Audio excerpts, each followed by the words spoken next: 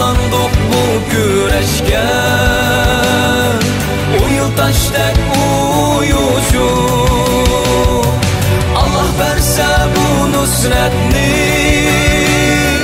bizgilerimiz sep bulup zalimlarni yığlatkude. Buğuz gibi küçlük bulup lepileydu asminimde, göz çaplaytıp şu günü, ay yıldızlık gök bayrağı. Ey anam akan, ay yıldızlık gök bayrağı, Şerqi Türkistan.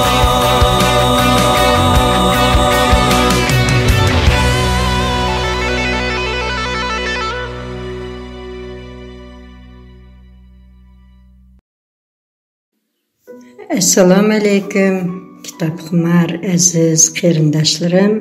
Sizlarning huzurunlarda adabiyotshunos olim tarjimon Hamid Hamrayevning G'o'jilar nayranlari tarixiy romanining davomi. 19-bob. Qarisharni azod qilish. Temur Sultan bilan Muhammad Hashim rahbarligidagi birlashgan qo'shin o'zlarining g'alaba qozonganligiga shak keltirmadi. Aksi Muhammad Xonga qarshi isyon ko'targan Abdurahimning yosh shaxsiyatlarining shaxsiy dushmani va ularning dadillarining raqibi bo'lishimi g'alabaga da'vat qiladi. Shoh Shujjiddin Ahmadning tunji o'g'li Temur Sultan Turpanға atlanish to'g'riliq buyruqni topshirib elishi bilan Abdurahimning qo'shinini to'liq tarmar qilish, isyonchini uzil-kesil g'ulitish to'g'riliq qarorga keldi. Shunday qilgandila, dadisi Shoh Shujjiddin Ahmadning kelgusida taxtga o'tirishini ta'minlash mumkin deb o'yladi Temur Sultan. Navada Abdurahim Sultan taqabil turishga muyassar bo'la olsa, qarmu-qarshilik kuchayib ketishi ehtimol. Abdurahim Sultan Turpan, Qarishar va Qumulni, ya'ni mamlakatning 1/3 qismini boshqarish tizginini bergan akisiga qarshi chiqishga jur'at qilgan tursa, Shoh Shujjiddin Ahmad taxtni egilganda u jiyaniga bo'ysunarmi degan xiyollar Temur Sultanning qalbini chumkab oldi. Muhammad Hashimning bo'lsa Abdurahimga bo'lgan g'azab nafrati texmi kuchlikdi. 12 yil muqaddam Abdurahim Turpanga hujum qilib, dadisi Xudobandini asirga ilib, uning o'limini yaqinlatgan emasmidi? Naq shuning uchun Muhammad Hashimga Abdurahimni o'rindan g'ultish kamlik qiladi. U Abdurahimni jismoniy ujuqtirib, dadisi uchun intiqom elishni orzuladi. Har ikki shaxsada Muhammad Xonning bu qitim qo'shimcha buyruq tusharmaganligini alohida bir ishora deb hisobladi. Agar 10 yil ilgari Muhammad Xon Xudobandini tutqun qilib, uningga tegishli hurmat ko'rsatib, yakanga tirik elib kelishni buyurgan bo'lsa, hozir bu haqda eg'iz ochmagan edi. Muhammad Xon Abdurahimning isyonini besishni buyurdi-yu, ammo sultonning undan keyingi taqdir to'g'riliq eg'iz ochmadi. Bu o'z navbatida Qashqar, Uchturpan, Aqsu orqali yurishga atlangan Abdurahimning oz sondagi lashkari eglab olgan boy bilan Qucharni birdilla taslim qilishga bel bog'lagan, hissiyotlarga to'lib toshgan yosh shaxsiyatlarga erkinlik beradi. Shunga ular o'z sardorlariga keyin-keyindan buyruq tushiradi. Sardorlar qo'shin aram elishga to'xtagan paytlarda ushbu shaharlarni azod qilishning har xil yo'llarini taklif qilishadi. Ammo asosiy nishon Qarishar bilan Turpan deb ta'kidlashdi ular. Yo'lga chiqib, aradan to'p-to'g'ri 10 kun o'tganda, Xuftan namozidan keyin Temur Sultanning chedirga strategiyalik mikrlarning taktika jihatdan hal qilinishiga mas'ul bir necha sardor qadam tashrif qildi. Chedir ishigining yenidagi bulungning qishib qo'yilgan kichik ustalda Qarishar atrofidagi tabiiy to'siqlar bilan istihkamlar düşürülgen xərita yığılıq turatdı. Hərbi sərdarlar Şəhzadəyə tazım qılğandan keyin üstel taman qədəm taşıldı. Tömür Sultan bu xəritini təpsili öyrəngan. Şuna o beşiğa tömür təlpək kiygan aqsaqallıq kişinin birinci sözləridilla onun nemi deməkçi ekanligini düşəndi. Təqsir dedi hərbi sərdar. Aldımızda turğan vəzifəni həll qilishning 2 yolunu təklif qilishqa icazət qilğaysız. Birinci yol Xotan Leşkirinin sərdari muhterem Niyazaxunğa təalluq. Bu sözlərdən keyin həmməylən tənla buğday yönlük körümsöz adamga tikildi. Beşini səl egib, andın qədini rusulğan u özünün müstəqil və məğrur micazini namayan qılğan qiyafətə kirdi. Xotan Leşkirinin sərdari gepini davamlaştırdı tömür təlpəkli kişi. Bay bilan Kucharni aylanib o'tib, asosiy zarbini Qarishlarga qaratishni taklif qilyapti. Nahayat tez bir zumda muvaffaqiyat qazanishga muyassar bo'lgandan keyin Turpanға atlansak, Niyazaxunning fikricha Qarishlar bilan Turpanning mag'lubiyati Bay bilan Kuchar mudofiachilarini tiz bukishga majburlaydi. Shunday qilganda biz o'zimizning lashkarlarining shuning bilan birga xatolashib Abdurahimning buyrug'ini o'rinlayotgan mazkur shaharlar turg'unlarining umrini saqlab qolalaymiz. So'zliguchining gaplarini diqqat bilan ting'igan Tömür Sultan Niyazaxunning rejasiga kelishishga mayil edi. Shundimi o'zining achchig'i cho's mijaziga, bu uningga ansidan biroz qolgan qaramay parasatlik Shahshujiddin Ahmadning o'g'li ekanligini namoyon qilgan qiyofatda dedi. Muhterem Qadir Bahadır, ikinci reji qandaq? Aqsaqalliq sardar xijil bo'lgandek alpaz ko'rsatdi. Chunki ikinci reji o'zining taklifi edi. Tömür Sultanning ovozidan Niyazaxunning taklifi uni qanoatlantirganligini bilib olish tas emasdi. Shundaq bo'lsa-mu u men Bay bilan Kucharni eglashni taklif qilaman. U yerlarda so'zsiz qon to'kilib bizmi talafot yo'qotishga uchraymiz. Ammo bu aqida masalasi.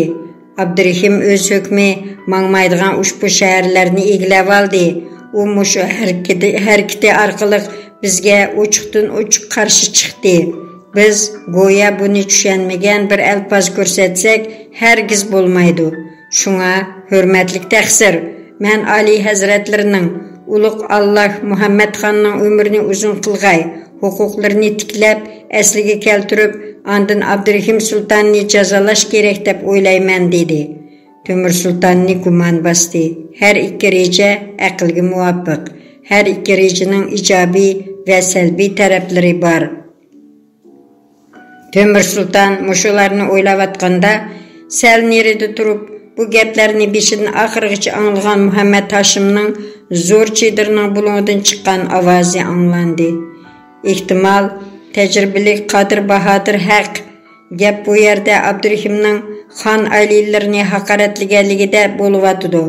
Avval biz o'zimizning adilligimizni, andin qudratimizni ko'rsatishimiz lozim. Uning ustiga Bay bilan Kucharni Abdurahimning ilkiga o'tgan garnizonlarla mudofaa qilyapti. Bu shaharlar aholisi boshpashtaxtlikning qurvini. Men oldi bilan Bay ham Kucharda ilgarki boshqurishni tiklash kerak deb o'ylayman. Andin Muhammad Hashim yodiga bir nima tushdi bo'lg'ay bir daqiqa jimib qoldi. Lekin sir bermay so'zni davomlashtirdi. Andin biz qo'shinimizning jimi qudratini Qarishlarga tashlaymiz. Undaqda xuddi shunday qilamiz dedi Tömür Sultan. Nahayat muhtaram Qadir Bahadır, Bay Kuchar Qarishlar turpanlarni naq mushu tartibda elish bo'yicha aniq takliflaringizni havola qiling.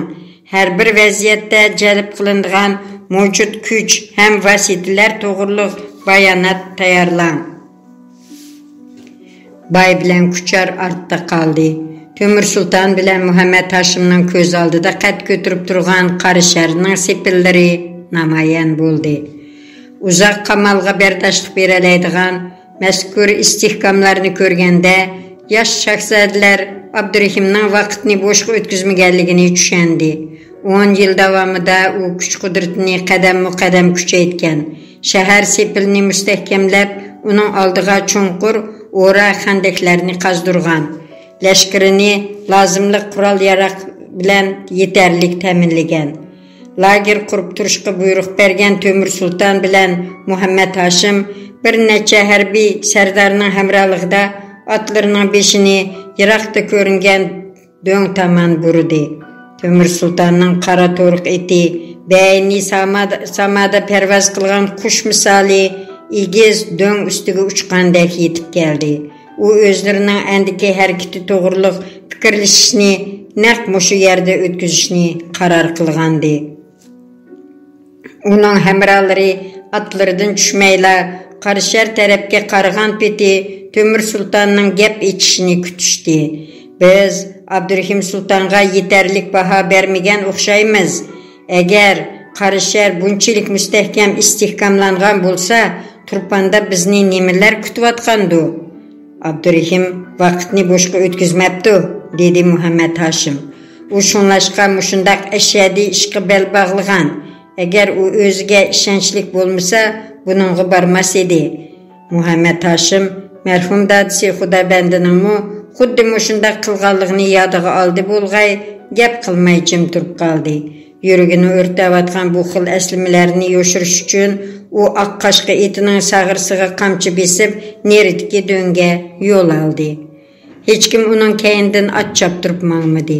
Hammaylar Muhammad Hashimning ichki holatini tushungan edi. Ular yosh shahzodaning birozdan keyin qaytib kelishiga ishonadi.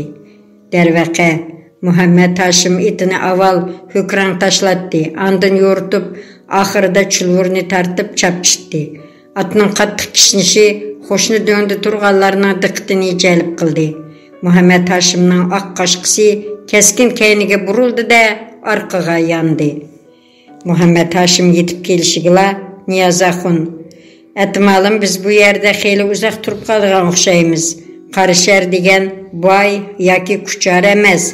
Lagerni shunday qurishimiz kerakki, shaharga kirib chiqadigan yo'lni tepib tashlashimiz lozim. Shaharga kirib chiqadigan yo'lni yepib tashlashimiz lozim. Qo'shna yeza, kentlardan shaharga yemaklik, ichmakliklarning yetkazilishiga yo'l qo'ymasligimiz shart. Shaharda quduqlar bo'lgani bilan yemaklik, ichmakliklar hamon bir kun tugaydi" dedi. Qarishar turg'unlarning ziyon zahmatga uchirmasligini istayman, so'zga aralashdi Qodir Bahodir. Biroq amal yo'q. Shunga Qarisharga vakillarimizni avatib, shahar aholisining taslim bo'lishga ko'zni yetkazish kerakmikin deyman. Temur Sulton javob bermadi. Lekin Muhammad Hashim Qodir Bahodirga keskin burilib, g'amkin, shuning bilan birga surli qiyofatda dedi. Abdurahim Sultonning tarafdorlari buningga kelishmasi kerak. Ular o'zlarining kuchiga ishonchlik. Albatta kishi avatib beqishga bo'ladi. Ammo qon muqarrar to'kilamdikin degan andisha bor meningda. Qarishar tomon qarab qo'ygan Temur Sulton bekmu pes ovozda: "Qarishar har qanday sharoitda elinadi" dedi. U to'riq etini qamchilab, chedirlar tikilayotgan lager tarafga ketdi. Qolgan shahzodalar bilan harbiy sardarlar uning keynidan atlarini devitdi. 20-bob. O'lim oldidagi uchrashish. Yashangan Muhammad xon teniga patmanlab kirayotgan og'riqning ustun kelayotganligini his qilmoqda edi. 72 yoshga kirgan uningga mengish mushkuldi.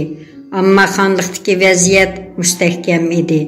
Abdurahim isyonidan keyin orliqda o'tgan 4 yil alohida muammo o'zgarishlarni elib kelmadi. Muhammad xonning ilkiga tashrifda qaytarilgan Qarishar Muhammad Hashim hokim bo'lib tayinlangandan keyin mislsiz gullanib rivojlandi.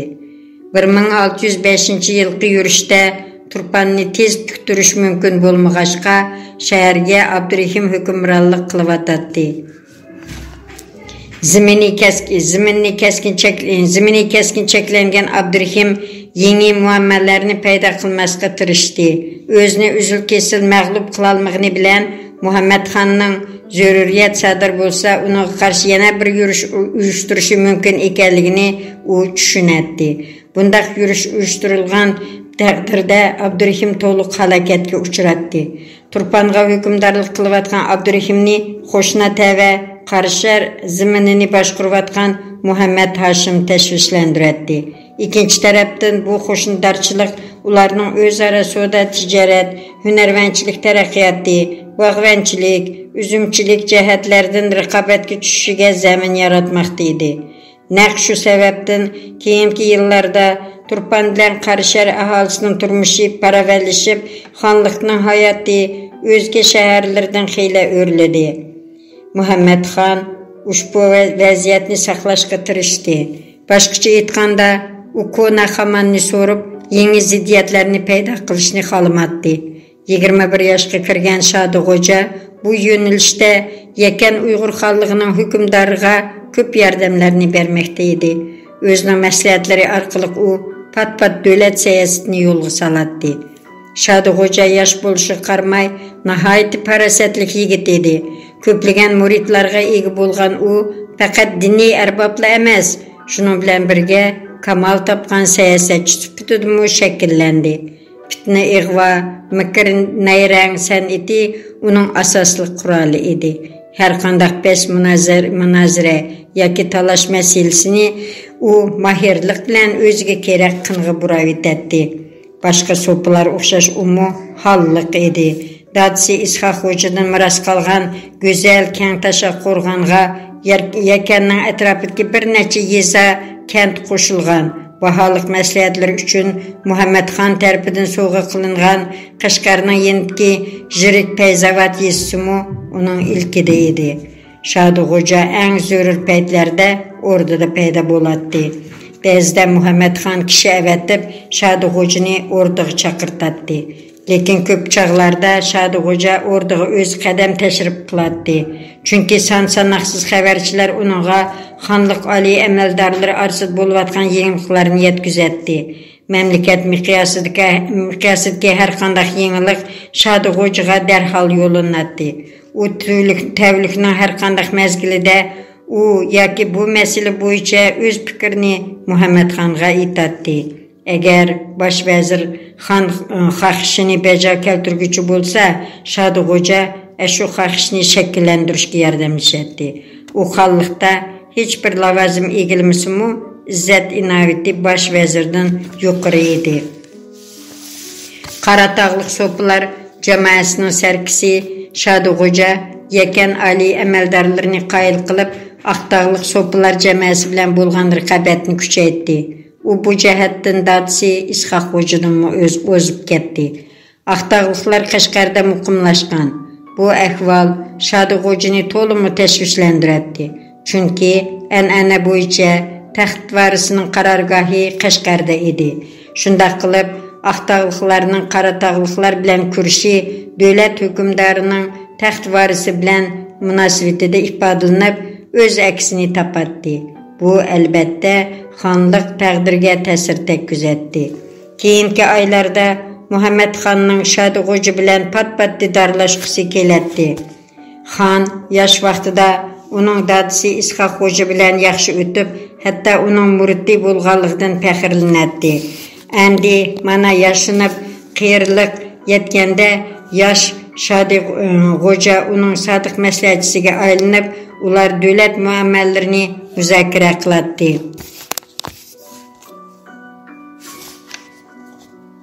1609 yilning bir oqshimi Muhammad Xon 2 chaparmanni Shodig'o'janing qo'rg'oniga avatdi. Yakanning chetidagi ushbu qo'rg'on jimi shaharliklarga ayon edi. Shodig'o'janing shon shuhrati kun sanab o'sayotdi. Uning nufuzining tezlikda o'rlishi, o'zining aql parasti bilan otasining obro'y inovati, shundaqla uning Muhammad Xon huzurida pat-pat bo'lishida edi. 2 chaparman Shodig'o'janing keng tashaq qo'rg'onida paydo bo'lishi bilan G'o'janing muridlarining biri Qaratog'liqlar sarkisining qishig'i o'zini atdi. Shodig'o'ja qilin atlas ko'rpida tasvir tortgan holda derazaga qarab o'tiradi. "Ustaz" dedi yugurib kirgan kishi. "O'rnidan odamlar kepti." Shaduxo'ja beshini ling'ishtirib qo'yib, o'rnidan turdi. To'q yeshil barqit chakminning ustiga shundoq tuslik peshmitini artib, sallisini o'rab qo'ylig'i chiqdi Shaduxo'ja.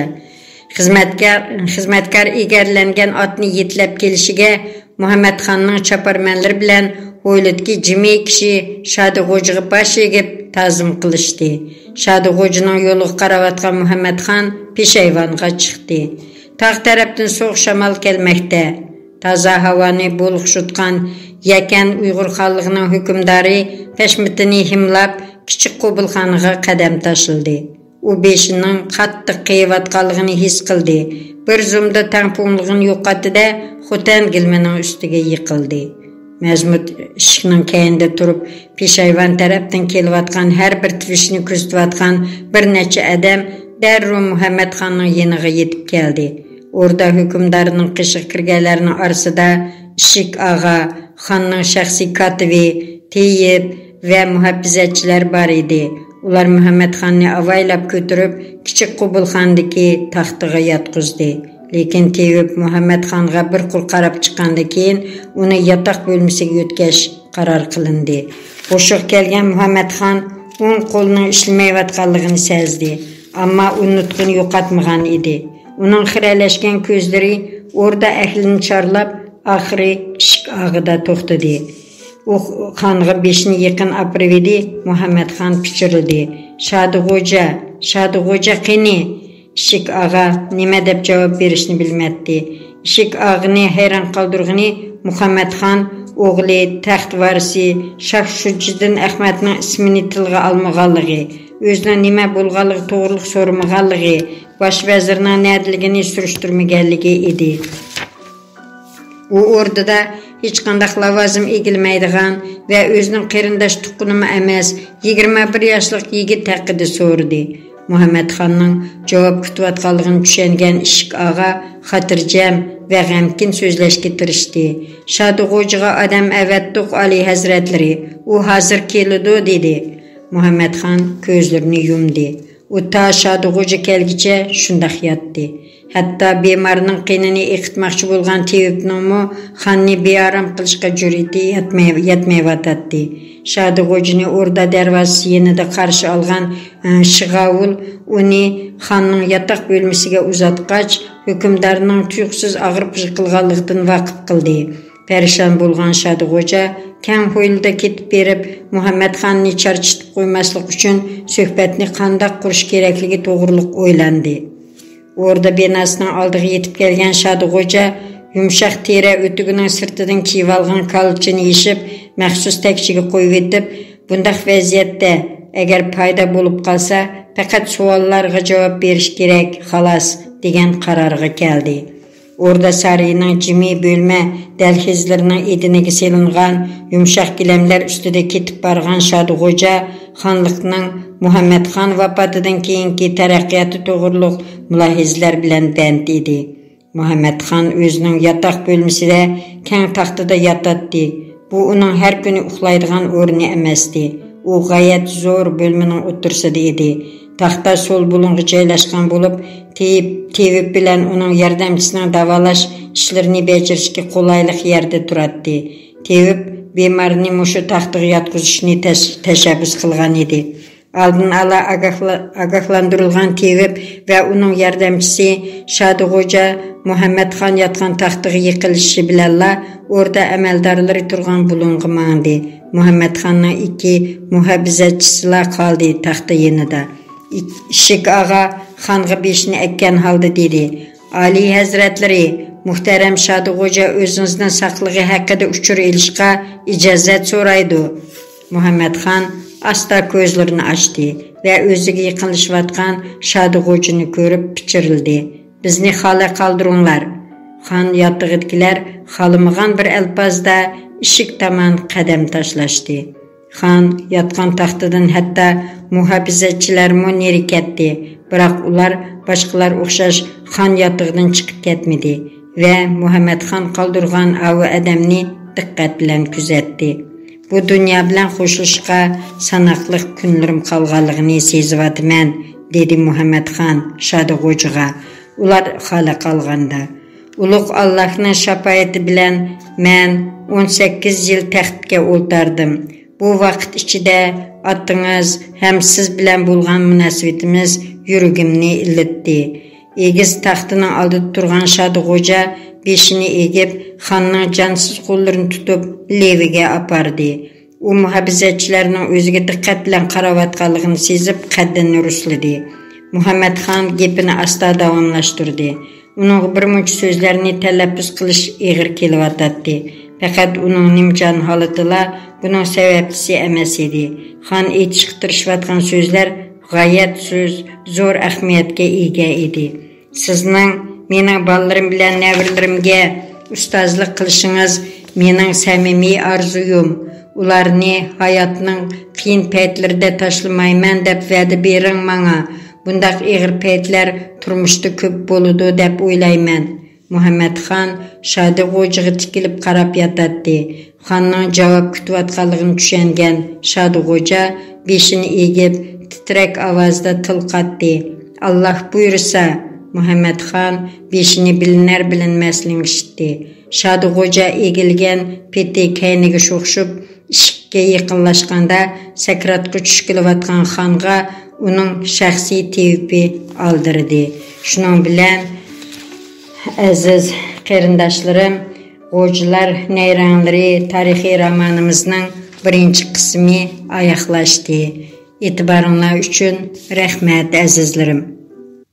Bugungi programmamiz mush yerda oxirlashdi. Diqqat berganingizga rahmat.